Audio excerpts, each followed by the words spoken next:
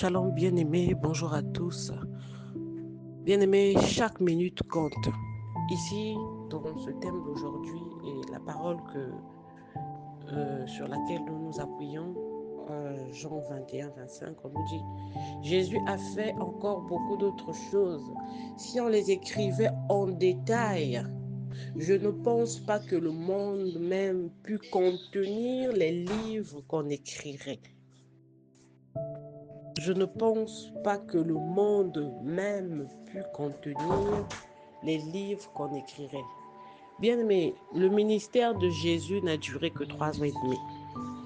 3 ans et demi, et dans les 3 ans et demi, on voit que il y a beaucoup de livres qui ont été écrits dessus dans tout le Nouveau Testament qui a été écrit dessus. Mais ici, Jean vient nous dire que Jésus a encore fait beaucoup d'autres choses si on les écrivait en détail. Ça veut dire qu'en dehors de ce que la Bible nous rapporte, Jésus a fait encore beaucoup d'autres choses qui ne sont pas inscrites dans la Bible. Et que si on les inscrivait en détail, aucune bibliothèque dans le monde n'aurait pu contenir le nombre de livres qu'on aurait pu écrire. Bien aimé, je voulais dire aujourd'hui que ce n'est pas la durée de la mission qui détermine la qualité de la mission.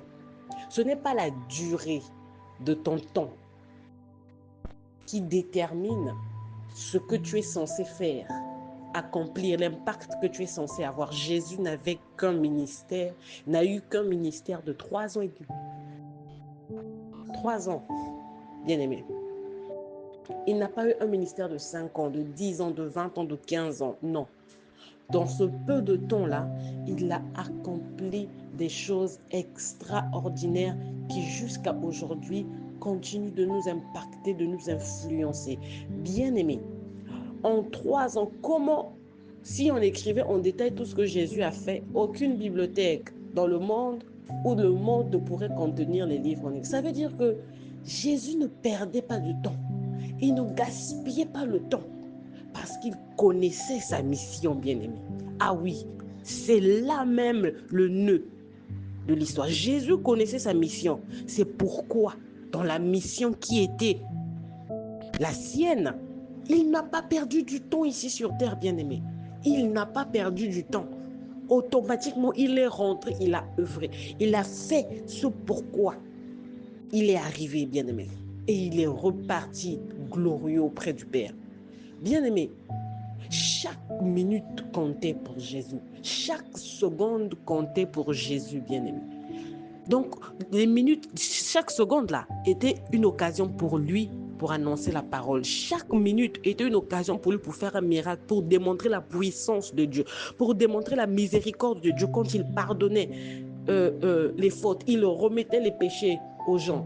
Bien aimé, c'était une occasion pour Jésus à chaque minute, à chaque seconde de sa vie de pouvoir accomplir sa mission.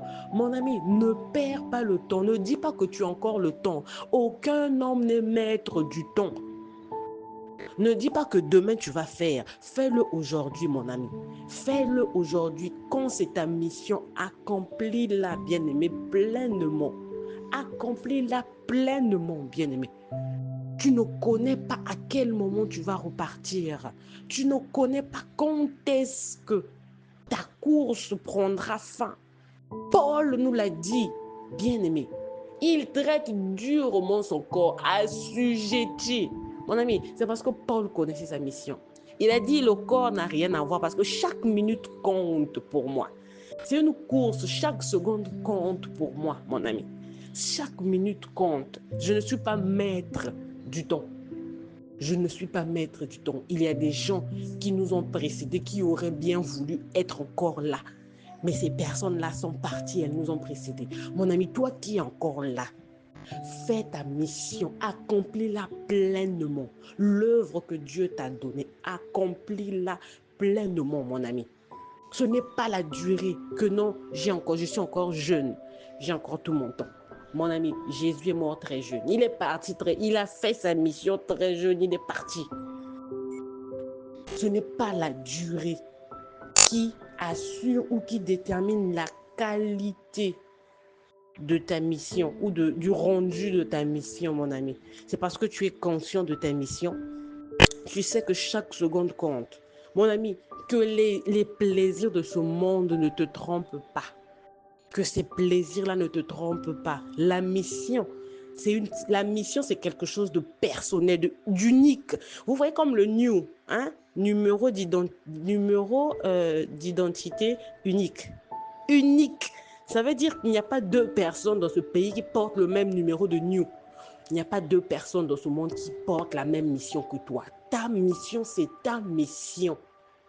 Ce jour-là, toi seul devras bien rendre des comptes. Personne ne va rendre des comptes à ta place, ni ton père, ni ta mère, ni même le jumeau qui est né le même jour que toi, à l'écart de quelques secondes seulement ou de quelques minutes. Chacun de vous a sa mission, bien-aimé. Qu'on ne te trompe pas, chaque minute compte. Chaque seconde compte, mon ami. Attention. Je rappelle encore que ce n'est pas la durée qui va déterminer la qualité de ta mission. Attention, mon ami, tu peux avoir fait 2 ans, 5 ans, 10 ans, 20 ans. C'est parce que tu connais ta mission et que tu cours parce que tu sais que le temps ne t'appartient pas. Tu n'es pas maître du temps. Mon ami, Jésus a fait beaucoup de choses, on a dit ici, en quelque temps, en si peu de temps, il a accompli des choses qui continuent de nous émerveiller jusqu'à présent. Qui continuent de nous émerveiller jusqu'à présent, bien-aimé. Mon ami, chaque minute compte, chaque seconde compte. Fais l'œuvre de Dieu. Le temps ne nous appartient pas. Je voulais le rappeler à quelqu'un aujourd'hui pour mettre comme une sonnerie d'alerte que le temps ne nous appartient pas. Le temps nous est imparti et que tout ce que tu avais prévu faire, que tu n'as pas fait. Mon ami, le temps qui passe, est-ce qu'on peut encore le rattraper? Ce que tu avais prévu faire, est-ce que tu peux encore rattraper ça? Parce que tous les jours, quand tu avances, tous les jours, normalement, il est censé avoir de nouvelles choses. Ce que tu as repoussé en arrière, ce que tu as remis après, non, je vais faire plus tard, je vais faire plus tard, je vais faire plus tard, je vais faire plus tard. Mon ami, réveille-toi parce que chaque seconde compte. Dans ta mission qui est la tienne, chaque seconde compte. Le nombre de fois que tu vas rencontrer quelqu'un, c'est une occasion pour toi de parler de Jésus. Même par ton témoignage, c'est une occasion pour toi de fortifier la foi de quelqu'un. Même par ta façon d'être, ton comportement, tes attitudes, ton caractère, c'est une façon d'évangéliser quelqu'un. Pour dire que cette personne, je l'aime bien, elle m'inspire. Qu'est-ce que vous avez paquet? On sent quelqu'un s'ambila minga. On sent quelqu'un s'ambila minga. Mon ami, chaque minute, chaque seconde compte. C'est une occasion. Chaque minute, chaque seconde est une occasion que Dieu nous donne pour accomplir notre mission, pour œuvrer, bien-aimé. Selon le couloir où Dieu t'appelle, chaque minute, chaque seconde compte. Ne te trompe pas. La mission, elle est unique.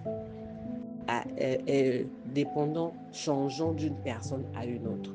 On peut tous être dans la même cour, d'accord? Mais chacun, on a dit que toi, tu travailles dans le carré là. Mais on est tous dans la même parcelle.